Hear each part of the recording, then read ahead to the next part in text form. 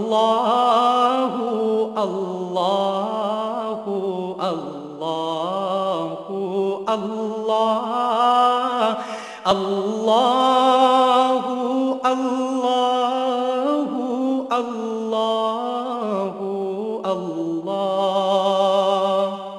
الحمد للہ رب العالمین والصلاة والسلام علی حبیبہ محمد وآلہ وصحبہ اجمعین۔ اعوذ باللہ من الشیطان الرجیم، بسم اللہ الرحمن الرحیم۔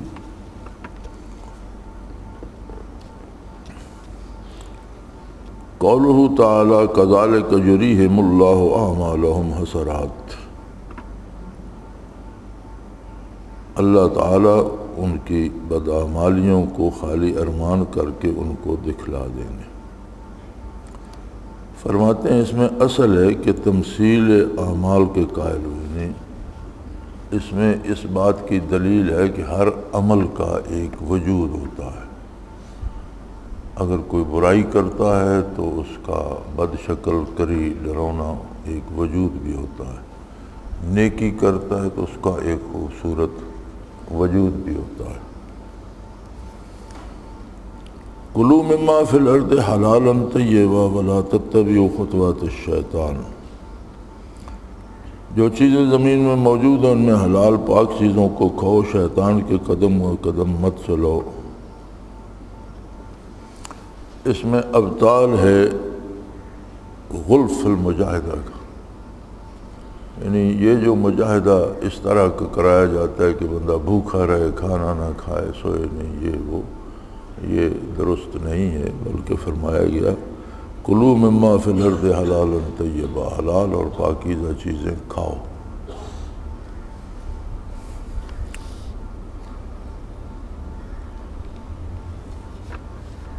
ہوتا یہ ہے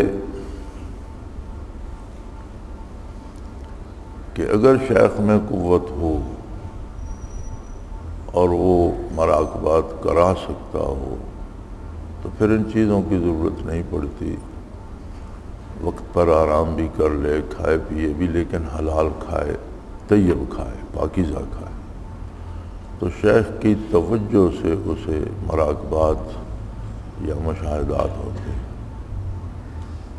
اکثر لوگوں کو جب یہ قوت نہیں ہوتی اور بات زبانی ہوتی ہے تو پھر یہ ہیلے کیے جاتے ہیں کہ بندے کو بھوکا رکھو، اسے سونے نہ دو، پھر وہ اس سے بدن میں کمزوری آتی ہے، قلب سے چربی اترتی ہے، تو کچھ نہ کچھ تصاویر سی اسے نظر آنے لگ جاتی ہیں۔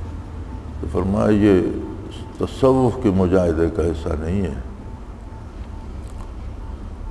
تصوف کا سب سے بڑا مجاہدہ اتباع سنت خیر الانام ہے۔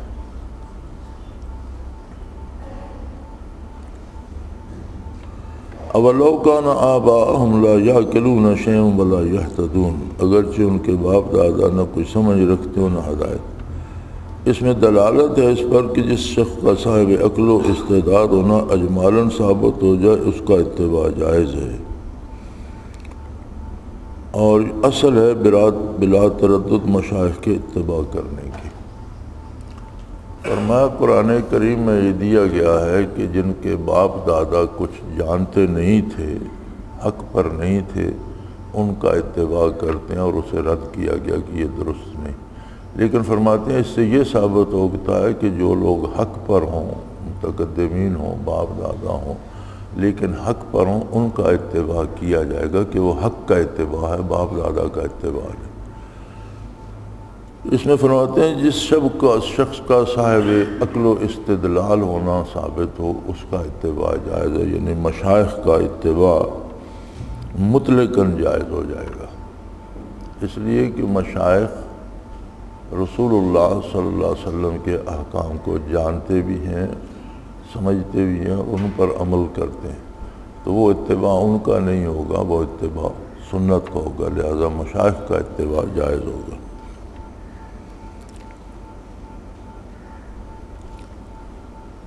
کلوا من الطیبات ما رزقناکم واشکروا للہ۔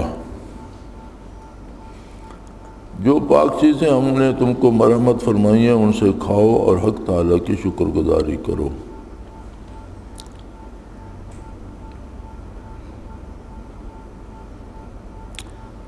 فرماتا ہے اس میں یہ دلیل ہے، فرماتے ہیں کہ دلیل یہ ہے کہ اچھا کھانا، اللہ کی نعمتیں استعمال کرنا، وہ بھی مقام شکر تک پہنچا دیتا ہے۔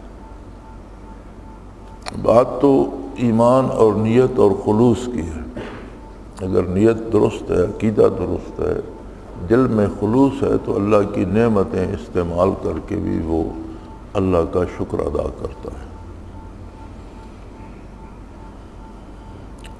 ما یاکلون فی بطونہم الا النار،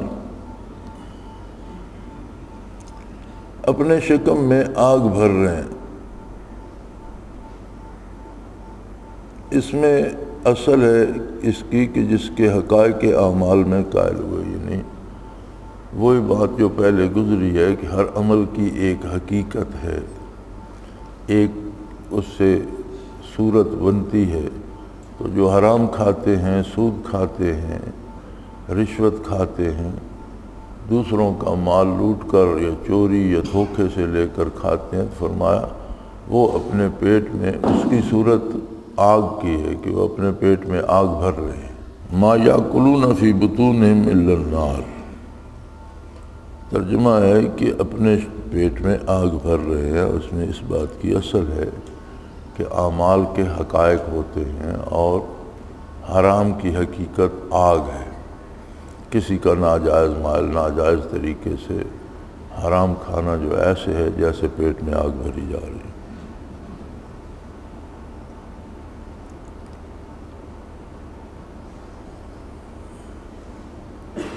قولہ تعالی لیس البر ان تولوا وجوہکم قبل المشرق والمغرب، کہ اس میں کوئی نیکی نہیں کہ منہ مشرق کی طرف کیا یا مغرب۔ فرماتے ہیں اس میں دلیل ہے کہ صورت محض بدو معنی کے معتبر نہیں، یعنی آپ کوئی نیک کام کرتے ہیں لیکن اس میں نہ نیت خالص ہے نہ مقصد خالص ہے۔ آپ کوئی نیکی کرتا ہے کہ لوگ مجھے نیک سمجھیں، کوئی لمبے لمبے سجدے کرتا ہے کہ لوگ مجھے عبادت گزار سمجھیں، تو اس کا کوئی اعتبار نہیں۔ محض صورت عبادت کا اعتبار نہیں جب تک اس میں خلوص نہ ہو۔ قولہ تعالی وآتی المال علی حبہ، فرماتے ہیں مال دنیا ہو اللہ کی محبت، مال دیتا ہو اللہ کی محبت میں۔ اس میں ضمیر مال کی طرف راجع ہو تو آیت دلیل ہے کہ حب مال مطلقاً مذاکرہ نہیں، اور اللہ کی طرف راجع ہو تو دلیل ہے کہ طریق عشاق پر وہ صرف حق تعالیٰ سے محبت رکھتے ہیں، خرچ بھی صرف اسی کی محبت میں کرتے ہیں، غیر کی محبت میں نہیں۔ یعنی اگر اس کا اشارہ، اس کی ضمیر اشارے کو کہتی کہ کس طرف اشارہ کرتا ہے، مال کی طرف ہو، آتی المال علی حبہ، اگر اس کی عطا کی ضمیر مال کی طرف ہو تو پھر کہتے ہیں کہ مال کی محبت منع نہیں ہے، مال کمانا منع نہیں ہے، اس کو سنبھالنا، یہ سارا طریقہ دین کے مطابق ہے۔ ہاں اللہ کے مقابلے میں مال کی محبت بڑھ نہ جائے، وہ یہ ہوتا ہے کہ اللہ کی نافرمانی کر کے مال جمع کرنے لگ جائے، اور اگر اس کی ضمیر اللہ کی طرف راجع ہو تو پھر یہ ہے کہ ان کا طرز زندگی عشاق کا ہوتا ہے، ان کی محبت صرف اللہ سے ہوتی ہے، جو وسائل ان کے پاس ہوتے ہیں انہیں اس کی رضا کے لیے خرچ کرتے ہیں۔ وسائل تو ہم سب خرچ کرتے ہیں، کبھی اپنا اولیا بناتے ہیں روب جمانے کے لیے، قیمتی کپڑے پہنتے ہیں دوسروں سے اپنے کو برتر حاصل کرنے کے لیے، یا بڑا مال خرچ کرتے ہیں بعض امور پر کہ لوگ سمجھیں بہت بڑا آدمی ہے، یہ اور بات ہے۔ اور جو اللہ کے بندے ہیں اگر وہ لباس بھی استعمال کرتے ہیں تو اس میں اللہ کا شکر ادا کرتے ہیں، کھانا نصیب ہوتا ہے تو اللہ کا شکر ادا کرتے ہیں، اور ایسی جگہوں پر مال صرف کرتے ہیں جہاں سے اللہ کی رضا حاصل ہوتی ہے۔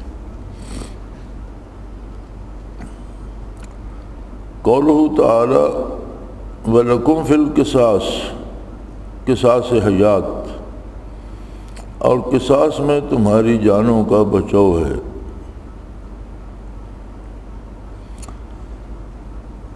اس کی تفسیر حیات اخرویہ کے ساتھ کیے، بس معنی یہ ہوں گے کہ قائل سے جب دنیا میں قصاص لیے، قاتل سے جب دنیا میں قصاص لیا جائے، اس سے حق مقتول کا آخرت میں معاہدہ نہ ہوگا۔ جمہور کے نزدیک تو مطلقاً اور حنفیہ کے نزدیک قاتل کے تسلیم نفس کے بعد اس کی تفسیر اس آیت پہ دال ہوگی۔ یعنی اگر کسی سے قتل ہو گیا ارادتاً یا غلطی سے اور پھر اس کا قصاص لے لیا گیا تو اس سے بدلہ دنیا میں ہو گیا، آخرت میں مواخذہ نہ ہوگا۔ یہ تو حضرت نے لکھی ہے۔ ایک بات اور بھی ہے اس میں، وَلَكُمْ فِي الْقِصَاصِ حَيَاتٌ، تمہاری زندگی قصاص میں ہے۔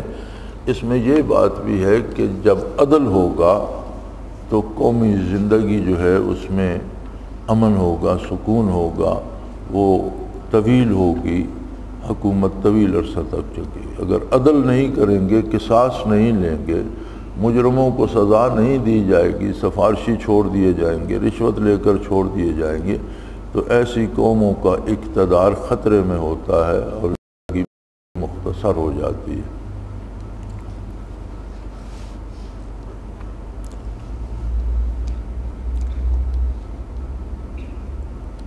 قولہ تعالی ان ترک خیرا اے مالا، بشرطے کہ کچھ مال بھی ترکہ میں چھوڑو۔ اس کی تعبیر دلالت ہے اس پر کہ مال کا مالک ہونا تقوی کامل کے منافی نہیں، جبکہ اس کے حقوق ادا ہوتے رہے۔ یعنی فرمایا جب دنیا سے جائے تو کچھ مال چھوڑ جائے، اگر وہ مال چھوڑ گیا تو اس کو اس طرح تقسیم کیا جائے گا۔ فرماتے ہیں اس میں دلیل ہے کہ مالدار ہونا تقوی کے خلاف نہیں ہے۔ مال جائز حلال وسائل سے ہو تو مالدار ہونا بھی اللہ کا انعام ہے، اور مالدار آدمی بھی متقی ہوتا ہے۔ نرا مالدار ہونا جو ہے یہ کوئی جرم نہیں ہے، ہاں ناجائز ذرائع نہ ہو، حلال مال ہو۔ اور نبی کریم صلی اللہ علیہ وسلم کا ارشاد ہے کہ مرنے والا اگر اپنے پیچھے رہنے والوں کے لیے کچھ مال چھوڑ جائے تو اللہ کو یہ بات پسند ہے، پچھلوں کو بالکل افلاس کی نظر نہ کرے۔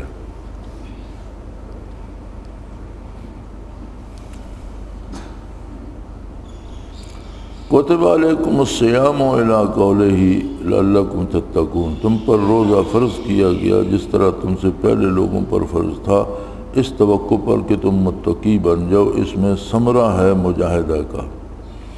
اس میں دو مسئلے، ایک مجاہدہ کا نافع ہونا، دوسرا اس کے ثمرات کا مشروع ہونا، جیسے شیوخ جب مسلک دیکھتے ہیں اس کو بیان کرتے ہیں۔ یعنی دو باتیں ہیں اس میں کہ روزے کو اللہ نے فرض کیا لعلکم تتقون، تو اس میں دو باتیں کہ مجاہدہ اگر حضور کے حکم کے مطابق کیا جائے تو اس پر پھل لگتا ہے، وہ خالی نہیں جاتا۔ اور دوسری بات کہ مشائخ جو مجاہدات فرما دیتے ہیں کہ اس طرح سے کام، یہ محنت کرو، یہ محنت کرو، وہ یقیناً برابر ثابت ہوتی ہے۔ قولہ تعالی فإنی قریب، کہ میں تو قریب ہی ہوں، اس کا ظاہر احاطہ ذاتیہ اور قرب ذاتی پہ دلالت کرتا ہے۔ فرمایا یہ جو اللہ کریم نے فرمایا فإنی قریب، یہ اس کے قرب ذاتی پہ دلالت کرتا ہے۔ دو طرح کے ہیں نا مکتب فکر، ایک کہتے ہیں کہ اللہ اپنے علم سے ہر شے کے ساتھ ہے، یعنی وہ جانتا ہے، تو یہ فرماتے ہیں یہ آیت دلالت کرتی ہے کہ اللہ ذاتی طور پر ہر شے کے ساتھ موجود ہے۔ احل لکم لیلۃ الصیام الرفث الی نسائکم، روزہ کی شب میں اپنے بیویوں سے مشغول ہونا حلال کر دیا گیا۔ اس میں مجاہدہ کی تعدیل ہے، یعنی مجاہدے میں توازن ہونا چاہیے۔ تعدیل سے مراد ہوتا ہے، یہ تعدیل عدل سے ہے، یعنی اس میں توازن ہونا چاہیے۔ مجاہدہ یہ نہیں ہونا چاہیے کہ بندے کو توڑ کے رکھ دے یا بہت اس کی قوت برداشت سے باہر ہو جائے۔ یا بالکل مجاہدہ چھوڑ ہی دے، نہیں، اس میں ایک معتدل اور اعتدال کی راہ ہونی چاہیے۔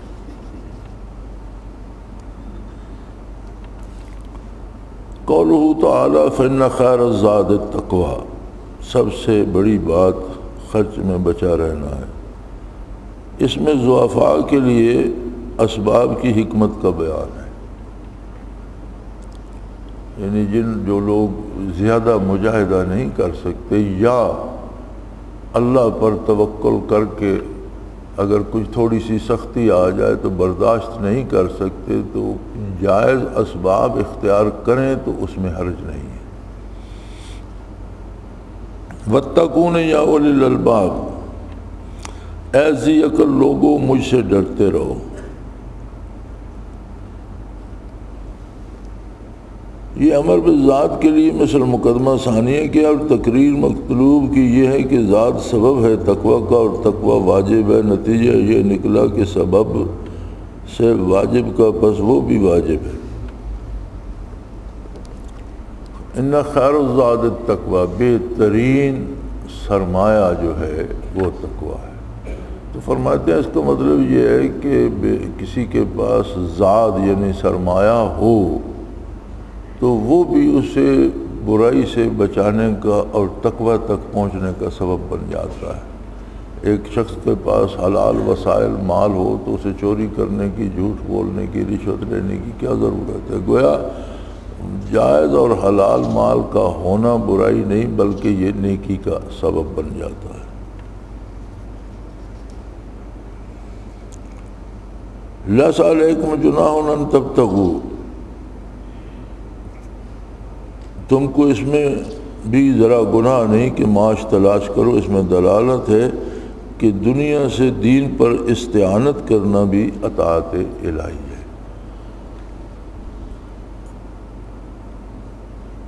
لیس علیکم جناح ان تبتغوا، یعنی روزی تلاش کرنا کوئی گناہ کا کام نہیں ہے بلکہ اللہ کا حکم ہے کہ حلال روزی تلاش کرو، اور فرماتے یہ بھی دین کو قائم کرنے کا سبب بن جاتا ہے دو طرح سے، کہ ایک تو وہ وسائل حلال اختیار کرتا ہے، ناجائز کی طرف نہیں جاتا، پھر اس سے جو رزق حاصل ہوتا ہے اسے جائز مواقع پہ خرچ کرتا ہے، اسراف نہیں کرتا، تو یہ ساری باتیں اس کے دین میں معاون ہوتی ہیں۔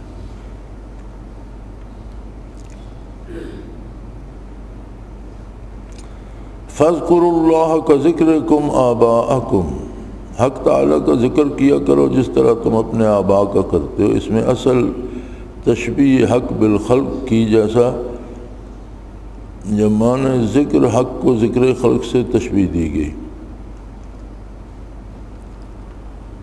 فرمایا اس میں اصل ہے تشبیہ حق بالخلق کی، یعنی مخلوق کو دیکھ کر، مخلوق کے حالات کو دیکھ کر، مخلوق کی صنعت اور تخلیق کو دیکھ کر خالق تک پہنچنے کی اصل ہے اس میں، کہ مخلوق سے خالق کی عظمت کا اندازہ کیا جائے۔ وَمَنْ تَأَخَّرَ فَلَا إِثْمَ عَلَيْهِ، جو شخص 2 دن میں تاخیر کرے اس پر گناہ۔ اس میں رخصت کا عزیمت کے ساتھ مساوی ہونا ہے۔ بڑی خوبصورت بات حضرت نے ارشاد فرمائی۔ بعض لوگوں کو یہ وہم ہوتا ہے، مثلا بیمار ہے، ڈاکٹر کہتا ہے کہ اگر تم ہاتھ منہ پاؤں دھو گے، وضو کرو گے، سر پر پانی ڈالو گے تمہاری بیماری بڑھ جائے گی، لیکن وہ سمجھتا ہے نہیں، یہ تیمم کرنا یہ تو رخصت ہے، میں عزیمت پر عمل کروں گا، مرنا تو ایک دن ہے ہی، وضو کا فرماتے ہیں یہ درست نہیں ہے۔ جتنا ثواب عزیمت پر ہے، رخصت پر بھی اتنا ہی ثواب ہے، کہ عزیمت بھی اللہ نے مقرر کیا، رخصت بھی اس نے مقرر کی۔ تو جہاں رخصت ایک آدمی کھڑا نہیں ہو سکتا، وہ کہتا ہے نہیں جی مجھے 2 بندے پکڑ کے رکھو میں کھڑا ہو کے نماز پڑھوں گا، یہ نہیں درست، اس سے اللہ نے رخصت دی ہے کہ تم بیٹھ کے پڑھ لو۔ تو فرمایا رخصت چھوڑ دینا بھی اسی طرح ہے جس طرح عزیمت چھوڑ دینا، رخصت اور عمل بھی اسی طرح ہے جس طرح عزیمت پر عمل۔ جہاں اللہ کریم نے رخصت دی ہے وہاں رخصت سے فائدہ حاصل کرنا بھی اللہ کی رضا کا سبب ہے۔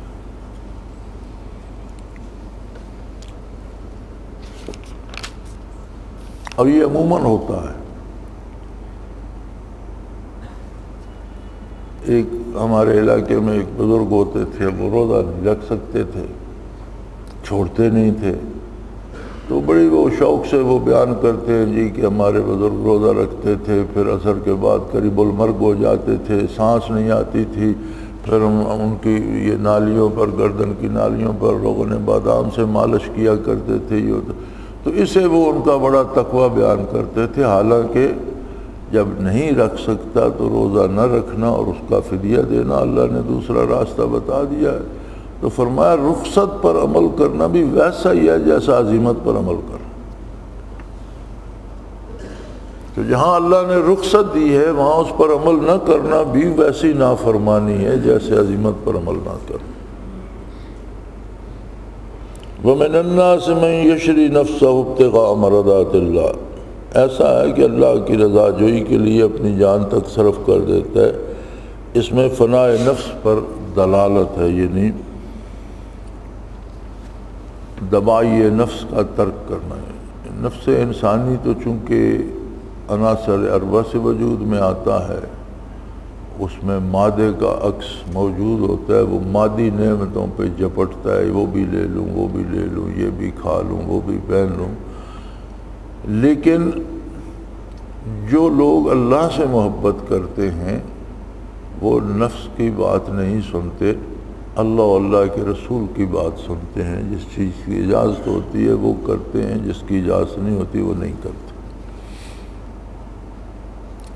وَلَا تَتَّبِعُوا خُطُوَّاتِ الشَّيْطَانِ، شیطان کے قدم قدم مت چلو۔ سبب نزول کے لحاظ کرنے کے بعد ہمیں اس اصل سے صوفیہ کے تشدد کرنے کے اعمال سے زیادہ مناشی اعمال ہیں۔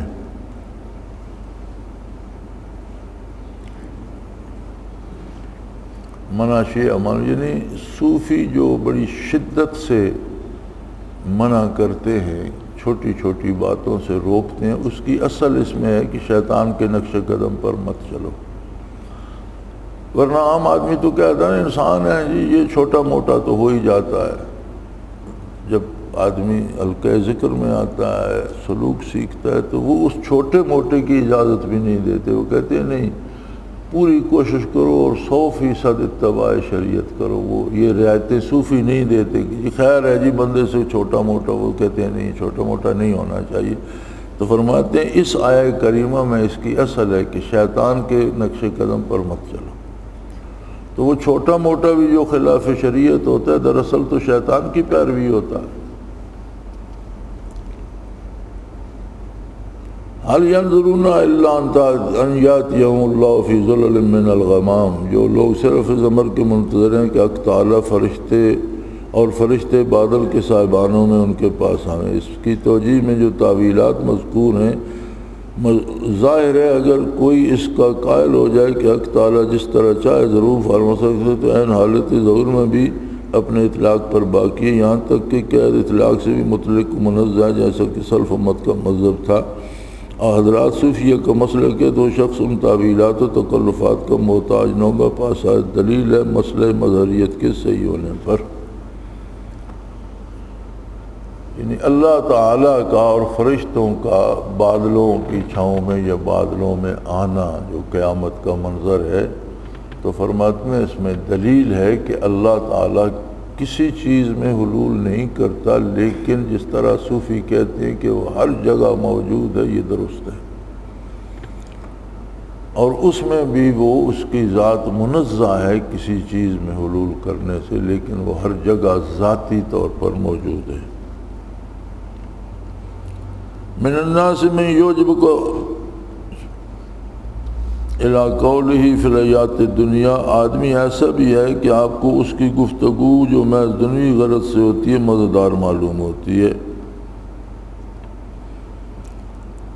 اس میں مدعی محبت و عقیدت رسول اللہ صلی اللہ علیہ وسلم کی مشابہ اس شخص کی حالت ہے جو محبت الہیہ کا دعویٰ کرتا ہے اور دقائق و اسرار میں کلام کرتا ہے اور احوال خاصہ کو ظاہر کرتا ہے، حالانکہ بالکل کاذب ہے۔ فرمایا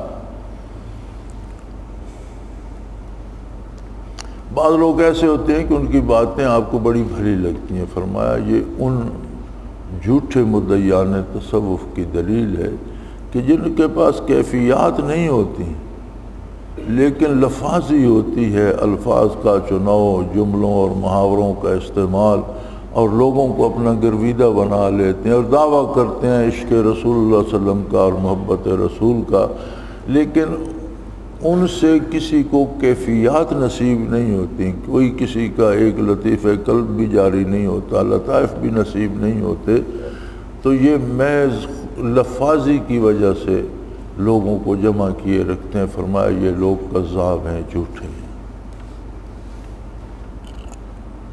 یا ایھا الذین آمنوا ادخلوا فی السلم کافہ، ایمان والو اسلام میں پورے پورے داخل ہو جاؤ۔ اس میں اپنی ہستی کو حق تعالیٰ کی طرف تسلیم کر دینے پر دلالت ہے، اس میں اس بات کی دلیل ہے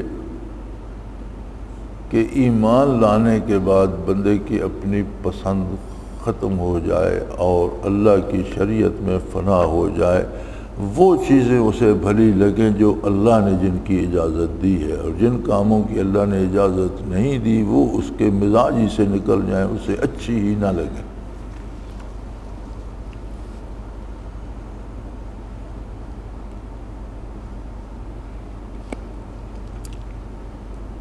ام حسبتم ان تدخلوا الجنہ، تمہارا خیال ہے کہ تم جنت میں داخل ہو جائے گے؟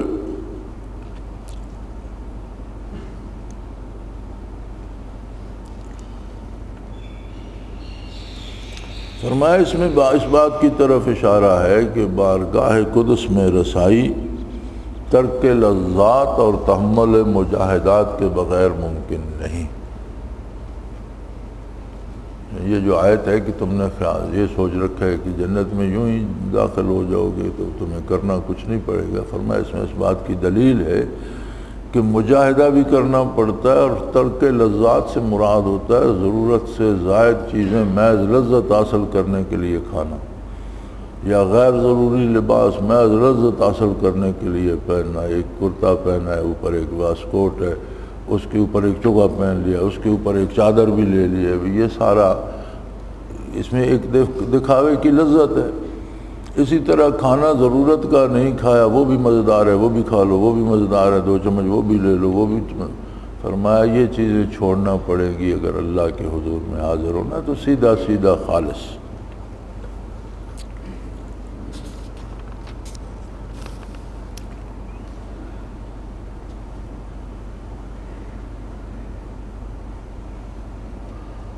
قولہ تعالی حتی یقول الرسول والذین آمنوا معہ متی نصر اللہ، جب پیغمبر اور ان کے ہمراہ ایمان اہل ایمان تھے امور طبیعہ کاملین میں بھی رہتے ہیں۔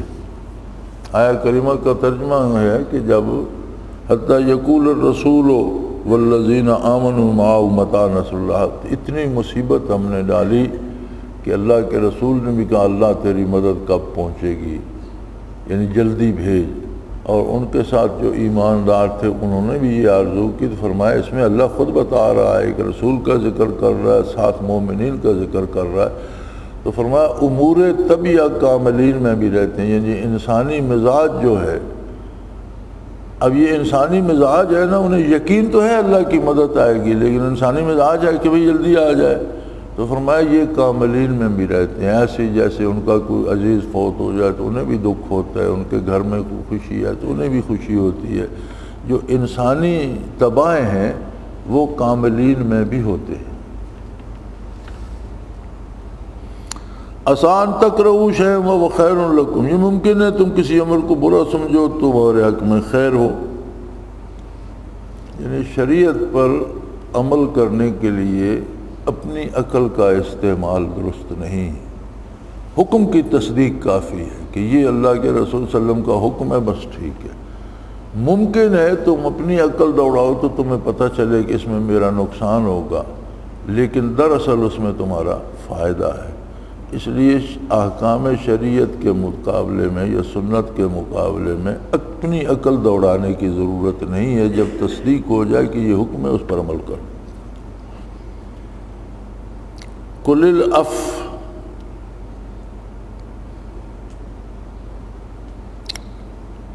اس میں اس کا ترجمہ یہ ہے کہ پوچھا گیا حضور صلی اللہ علیہ وسلم سے کہ کتنا مال خرچ کریں، تو آپ نے فرمایا جو ضرورت سے زائد ہو۔ فرماتے ہیں اس میں دلیل ہے ذخیرہ نہ رکھنے کی۔ بہت سے بزرگوں کا یہ مذاق اور ان کا حال رہا ہے کہ وہ چیز جمع نہیں رکھتے تھے، تقسیم کر دیتے تھے۔ فرماتے ہیں اس میں اصل ہے کہ ضرورت سے زائد اللہ کی راہ میں خرچ کر دیا جائے۔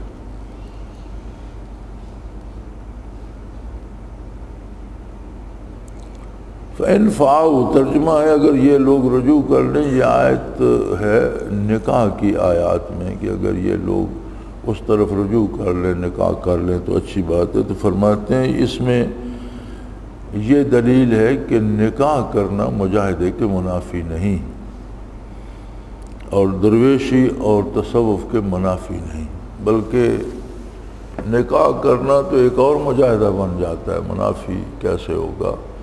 اور ایک صحابی فرماتے تھے، مجھے ان کا اس میں گرامی اس وقت میرے ذہن میں نہیں، وہ فرماتے تھے کہ میں اگر بستر مرگ پر بھی ہوں اور میری بیوی فوت ہو جائے تو میں کوشش کروں گا کہ نکاح ثانی کر لوں اور اس حال میں مروں کہ میرے گھر میں بیوی ہو۔ نبی کریم صلی اللہ علیہ وسلم نے فرمایا تھا کہ جس کے بیوی بچے نہیں ہوتے اور جس کے ہوتے ہیں، دونوں اگر ایک کام نیک کرتے ہیں تو جس کے بیوی بچے ہیں اس کا ثواب کئی گنا زیادہ ہوتا ہے، کہ اس پر ذمہ داریاں اور مجبوریاں بہت سی ہیں، ان کے ساتھ وہ یہ کام کر رہے ہیں، اور جس کے نہیں ہے اس پر کوئی ذمہ داری نہیں تو اس کا اجر اس کے حساب سے ہوتا ہے، اس کا اس کے حساب سے ہوتا ہے۔ تو فرمایا نکاح کرنا، بیوی بچے ہونا، یہ تصوف سلوک کے منافی نہیں، مجاہدے کے منافی نہیں۔ میں تو یہ عرض کروں گا کہ یہ تو خود ایک بڑا مجاہدہ ہے، مجاہدے کے منافی ہونا کیا بات ہے۔ خود انہی نے مولانا تھانوی رحمۃ اللہ علیہ نے، جن کی یہ کتاب ہے، انہوں نے بھی ایک نکاح ثانی کیا تھا اور اس وقت عمر ان کی 50-60 کے درمیان تھی۔ تو کسی نے کہا جی آپ نے تو دوسری شادی کا راستہ کھول دیا۔ ہندوستان میں یہ رواج ہے نا، ہندوؤں سے مل کر کسی دوسری شادی کرنا بڑا عیب سمجھا جاتا ہے۔ تو انہوں نے فرمایا میں نے کھولا نہیں، میں نے تو بند کر دیا ہے، اس لیے کہ جس طرح میں دونوں بیویوں میں عدل کرتا ہوں اس طرح کوئی کرے گا تو دوسری شادی کرے گا۔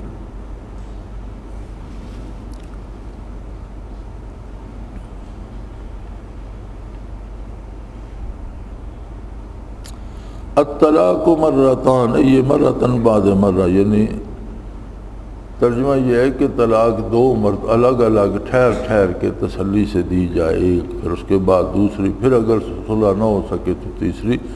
فرماتے ہیں اس میں دلالت ہے کہ ترک تعلقات میں تعجیل کرنا خلاف مصلحت ہے۔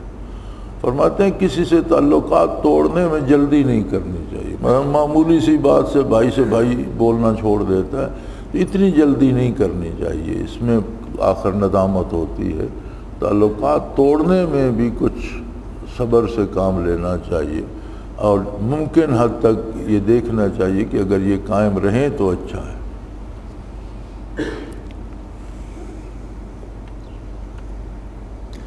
وَلَا تُمْسِكُوهُنَّ ضِرَارًا لِتَعْتَدُوا، ان کو تکلیف پہنچانے کی غرض سے مت۔ اس میں دلالت ہے کہ جو امر مفضی المظلوم و مذموم ہے۔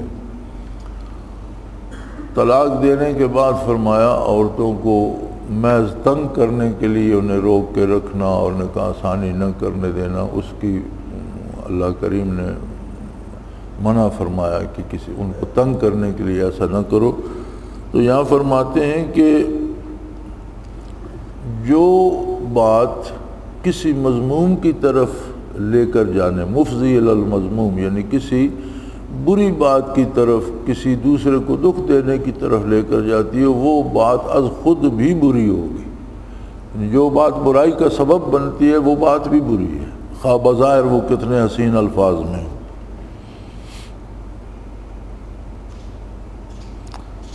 قولہ تعالی فلا تعدلوہن الی قولی ذالکم ازکی لکم، تو تم ان کو اس امر سے مت روکو کہ وہ اپنے شوہر سے نکاح کر لے۔ اس میں دلالت ہے کہ امر مباح سے منع کرنے میں تشدد نہ کیا جاوے، یعنی صوفیاء کے لیے بھی اس میں یہ دلیل ہے کہ کچھ امر ایک فرض ہوتا ہے واجب ہوتا ہے، کچھ مباحات ہیں جن کی اجازت ہے کہ یہ بھی کر لو، تو امر مباح سے نہ روکا جائے، جس سے شریعت نہیں روکتی اس سے روکا نہ جائے۔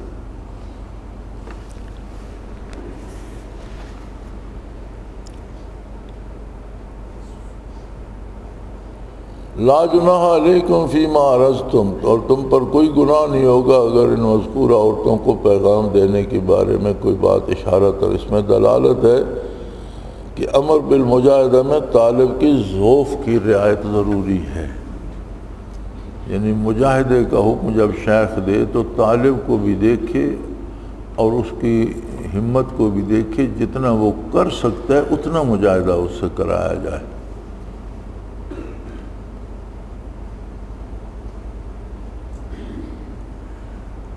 وَإِن تَعْفُوا أَقْرَبُ لِلتَّقْوَىٰ، معاف کر دینا تقوی سے قریب ہے۔ اس میں تعلیم ہے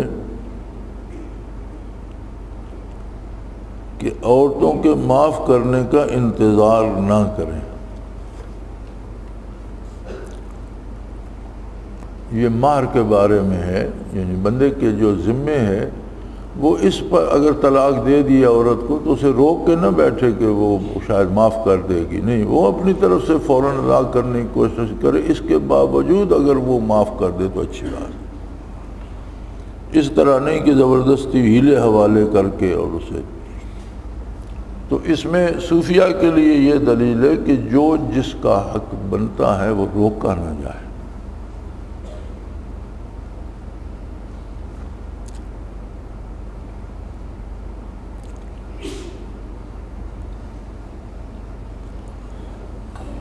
قولہ تعالیٰ فرجالن اور رکبانا، تو کھڑے کھڑے یا سواری پر چڑھے چڑھے، یہ صلاۃ کے بارے ہے کہ اگر ایسی صورت بن جائے کہ سواری سے نہ اتر سکو تو سواری پر صلاۃ ادا کر لو، ایسی صورت بن جائے کہ ایسے کھڑے ہو کہ کوئی بیٹھنے کی گنجائش ہے، کوئی مصیبت ہے تو کھڑے کھڑے کر لو۔ تو فرمایا اس میں اصل ہے تخفیف اعمال کی عدداً بھی اور حیاتاً بھی، یعنی اس میں اس بات کی اصل ہے کہ جب حالات ایسے ہو جائیں تو عمل عدداً بھی، مثلا نماز 4 رکعت ہے تو حالت جنگ میں 2 پڑھی جاتی ہے اور 2 پھر دوسرے پڑھ لیتے ہیں تو اس کا ثواب بھی اس 4 کے برابر ہی ملتا ہے، یا بیماری ہے کھڑا نہیں ہو سکتا بیٹھ کے نماز پڑھ لیتا ہے تو اس کا ثواب بھی اتنا ہی ملتا ہے جتنا وہ ساری زندگی کھڑے ہو کر پڑھتا رہا۔ صوفیوں کے لیے اس میں دلیل ہے کہ مجاہدے کی حدود ہوتی ہیں اور ہمت سے بڑھ کر کسی کو حکم نہ دیا جائے۔ واللہ یقبض ویبسط الیہ ترجعون، اللہ کمی کرتے ہیں فراخی کرتے ہیں۔ اس میں اس طرف بھی رمز ہے کہ مرجع قبض اور بسط دونوں میں حق تعالی ہے، کیونکہ دونوں موصل الی اللہ ہیں، اس کے ضرورت تجیال کہنے میں دونوں معمود ہیں۔ یعنی صوفی پر اگر قبض آ جائے، قبض کا مطلب یہ ہوتا ہے کہ اس کے حالات رک جائیں یا اسے ایسے محسوس ہو کوئی کیفیات جاتی نہیں ہے، تو یہ بھی من جانب اللہ ہے اور معبود ہے، اس میں بھی اس کا کوئی فائدہ ہوتا ہے۔ اور جب بسط آ جائے، کیفیات کی فراوانی ہو، تو یہ بھی معمود نہ ہی، یہ بھی اچھا ہے کہ دونوں فعل اللہ کے ہیں۔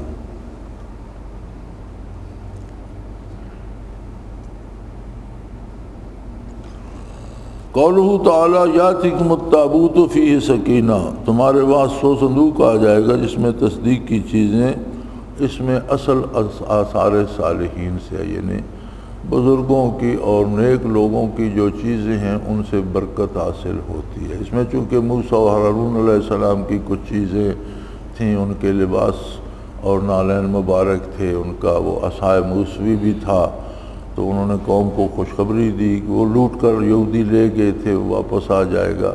تو فرماتے ہیں آثار صالحین یعنی نیک لوگوں کی جو چیزیں رہ جاتی ہیں، لباس یا کوئی چیزیں، کتابیں یا کچھ بھی، تو ان میں ان کی برکت اور ان کی جو ان کی کیفیات ہیں وہ بھی ہوتی ہیں، اس سے برکت حاصل ہوتی ہے۔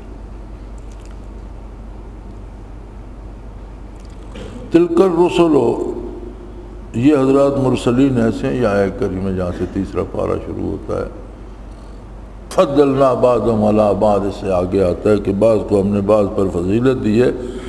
اس میں دلالت ہے کہ بعض اولیاء کو بعض پر رائے محض سے ترجیح نہ دینا چاہیے، البتہ ان کے واقعات ذکر کر دینا جائز ہے، جیسے کہ یہاں منہم من کلم اللہ فرماتے ہیں کہ بزرگوں میں آپس میں مقابلہ نہ کیا جائے کہ فلاں، اور کسی کو کم نہ کہا جائے، کیونکہ یہاں اللہ نے یہ نہیں کہا کہ کوئی کسی سے کم ہے، فرمایا کوئی کسی سے زیادہ ہے۔ تو ہر گلے رنگ و بوئے دیگر است، ہر پھول کی اپنی ایک خوشبو ہوتی ہے۔ جب بزرگوں کی بات آئے تو آپ ان کے واقعات بیان کر دیا کیجئے کہ فلاں نے یہ فرمایا، فلاں نے یہ، فلاں کی صحبت میں مجھے یہ فائدہ ہوا، فلاں کی مجلس میں نے یہ برکت دیکھی، یہ واقعات بیان کر دیں، ان کا آپس میں موازنہ شروع نہ کر دیں، چونکہ تولا جاتا ہے، تولنے والا اس چیز سے طاقتور ہوتا ہے جسے وہ تولتا ہے۔ ایک بندہ 10 سیر وزن اٹھا سکتا ہے تو وہ ایک پلڑے میں 5 شیری رکھ کر دوسری طرف 5 شیر تولے گا۔ تو بزرگوں کو مت تولیے کہ آپ ان کے پلے کے نہیں ہیں کہ آپ ان کے وزن کریں، فلاں اچھا، فلاں اس سے بھی ہے، فلاں، یہ آپ کا کام نہیں۔ ہاں ان کے واقعات بیان کر دیجیے۔ اور یہاں عالم یہ ہے آج کی جہالت کا کہ یہ اولیاء اللہ میں اس سے منع فرما رہے ہیں۔ آج کل لوگ انبیاء کے بارے میں اس طرح کی باتیں کرتے ہیں، خصوصاً نبی کے وسلم کے بارے میں بھی۔ یہ ایک فریق کہتا ہے حضور یہ جانتے تھے، دوسرا کہتا ہے نہیں جانتے تھے، یہ سراسر گستاخی ہے۔ اور انبیاء کی ذات اور بالخصوص حضور صلی اللہ علیہ وسلم کی ذات موضوع مناظرہ نہیں ہونی چاہیے۔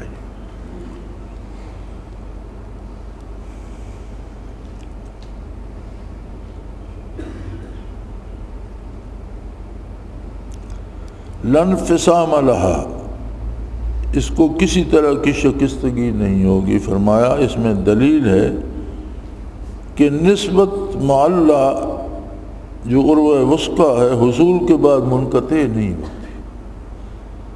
یہ جو نسبت اللہ سے نصیب ہوتی ہے اسے کوئی خارجی عنصر نہیں توڑ سکتا۔ جس طرح دین ہے عروہ وثقی، مضبوط رسی ہے، جسے نصیب ہو گیا معروم نہیں رہتا۔ ہاں اگر خود چھوڑ دے تو وہ الگ بات ہے، خود ہی توڑ دے تو الگ بات ہے، کوئی خارجی اثر اس نسبت کو نہیں توڑ سکتا۔ اللہ ولی الذین آمنوا، اللہ تعالیٰ ان لوگوں کا ولی ہے جو ایمان لائے۔ اس میں اثبات ولایت عامہ کا ہے، یعنی اس سے پتہ چلتا ہے کہ ہر مومن ایک درجہ میں ولی ہے۔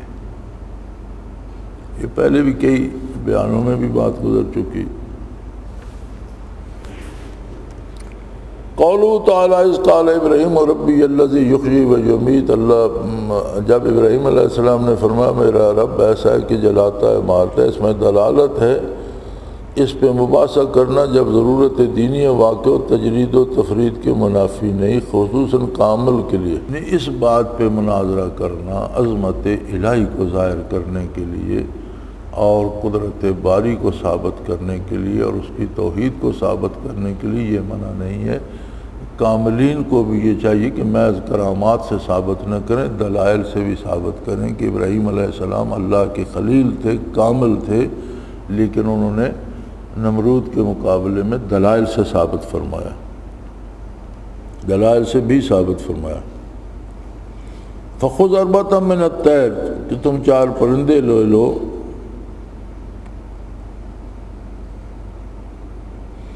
فرماتے ہیں اس سے 4 قوا کی طرف جو معائنہ و حیات حقیقیہ سے مانے ہیں، طاؤس سے عجب کی طرف، مرغ سے شہوت کی طرف، غراب سے حرص کی طرف، کبوتر سے حب دنیا کی طرف۔ اگر ان اشیاء کو اپنے سے معلوف ہوتا ہے، بعض آثار میں بجائے کبوتر کے بطخ اور بعض میں کرگس آیا، والاشارہ حرص غالب کی طرف اور ثانی طول عمل کی طرف۔ یعنی 4 پرندوں کو اپنے ساتھ ہلا لو۔ حضرت علیہ السلام نے فرمایا کہ اللہ تو مردے کیسے زندہ کرے گا؟ فرمایا کیا تمہیں یقین ہے؟ بالکل یقین ہے، ایمان ہے۔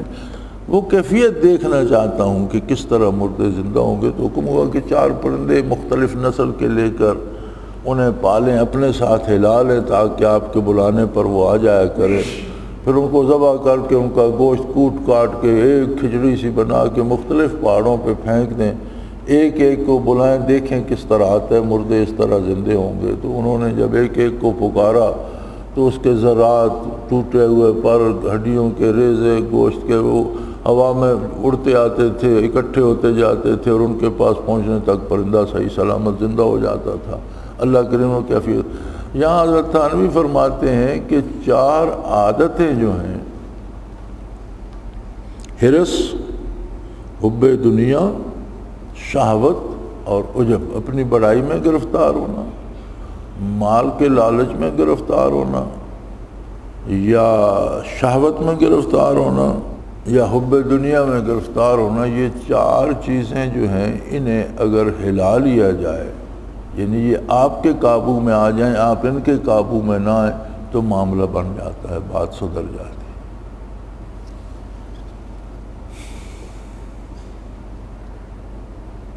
لا تبطلوا صدقاتکم بالمن والاذی، ایمان والو اپنے احسان جتلا کر یا ایذا پہنچا کر اپنے صدقہ، اپنی خیرات کو برباد مت کرو۔ اس میں افادہ بالتصدق پر دلالت، برید بلا مصلحت احسان جتلانا مضموم ہے۔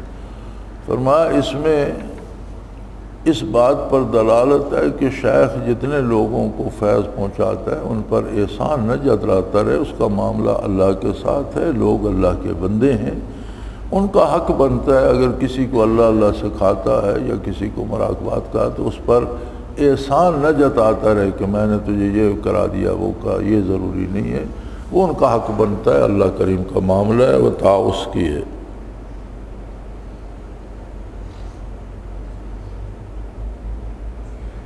ریا الناس، لوگوں کو دکھانے کے لیے، یعنی لوگ ایسے کام، بظاہر وہ کام نیک ہوتا ہے اور اس پر عمل کرتے ہیں لیکن مقصد لوگوں کو دکھانا ہے، لوگ مجھے نیک سمجھیں۔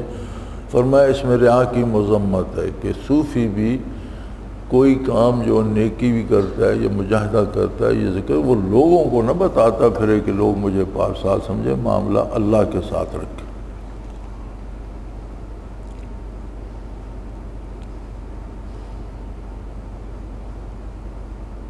وَتَثْبِيتًا مِّنْ أَنفُسِهِمْ، اس غرض سے کہ اپنے نفسوں پر، اس میں دلیل ہے کہ اعمال صالحہ سے جس طرح اجر مقصود ہوتا ہے اس طرح اصلاح نفس بھی مقصود ہے، یعنی نیکی سے ایک تو رضا الہی اور ثواب مقصود ہوتا ہے، دوسرا اثر نیک عمل کا یہ بھی ہے کہ اس سے اصلاح نفس ہوتی ہے، نیکی سے مزید نیکی کی توفیق ہوتی ہے، جس طرح ایک گناہ دوسرے گناہ کی طرف لے جاتا ہے اسی طرح نیکی بھی نیکیاں بڑھانے کی توفیق عطا کرتی ہے۔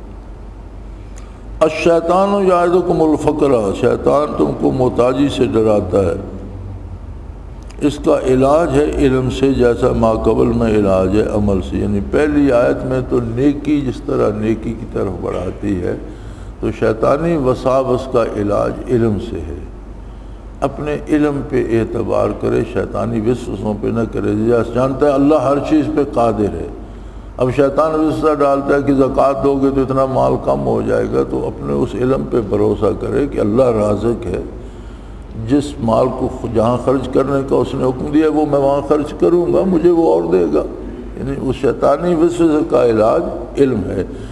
جیسا مزید نیکی کرنے کا علاج عمل ہے کہ نیک عمل کرو تو مزید نیکی کی توفیق ہوگی۔